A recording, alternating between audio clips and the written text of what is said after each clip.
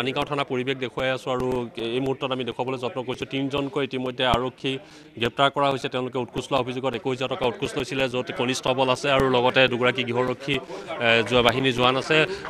কিমান টকা লোৱা হৈছিলে কিমান টকা লৈছিলে লোৱা নাই কিমান নহয় আপোনাৰ ভাগত কিমান পৰিছিলে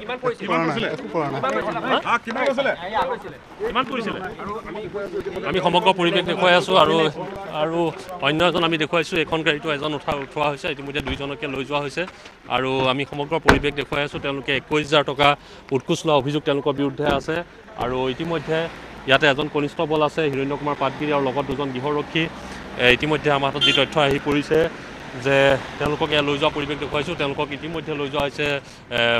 আদালতলৈ আৰু তাত তেওঁলোকক হাজিৰ কৰা হ'ব আজি আমি সমগ্ৰ পৰিৱেশ পোনে আপোনালোকক পানীগাঁও থানাৰ পৰা দেখুৱাইছোঁ 3জনকৈ আৰক্ষী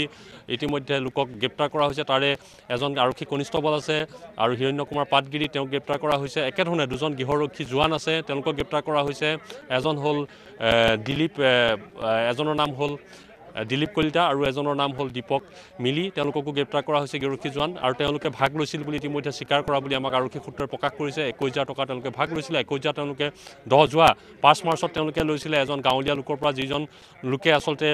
আহিছিলে তেওঁলোকৰ গৰু লৈ আহিছিলে গাঁৱৰ পৰা আৰু তেওঁলোকক গৰু চুৰ সজাই তেওঁলোকে 50,000 টকা দাবী কৰিছিলে আৰু শেষত 21,000 টকা তেওঁলোকে লৈছিলে 10 মাৰ্চত সেই গাঁৱৰ ব্যক্তিজনে গৈ দেখিবলৈ পোৱা গ'ল যে তেওঁলোকে আৰক্ষী অধীক্ষকৰ কাৰ্যালয়ত গৈ এই অভিযোগ লিখিত দিছিলে আৰু তাৰপিছত তদন্ত হৈছিলে ইয়াৰ পিছতে 3জনকৈ আৰক্ষীক ইতিমধ্যে গ্ৰেপ্তাৰ কৰা হৈছে আৰু লগতে 2জন আৰক্ষী বিষয়া সত্যজিৎ বৰা আৰু ক্ষীৰোদ শইকীয়া তেওঁলোকক ইতিমধ্যে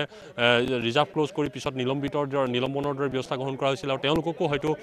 গ্ৰেপ্তাৰ কৰাৰ সম্ভাৱনা আছে তেওঁলোকৰ তথ্যৰ ভিত্তিত গতিকে তদন্ত এতিয়াও ক্ষিপ্ৰগতিত চলি আছে আমি সমগ্ৰ বিষয়ে আপোনালোকক জনাই যাম লখিমপুৰ পানীগাঁও থানাৰ পৰা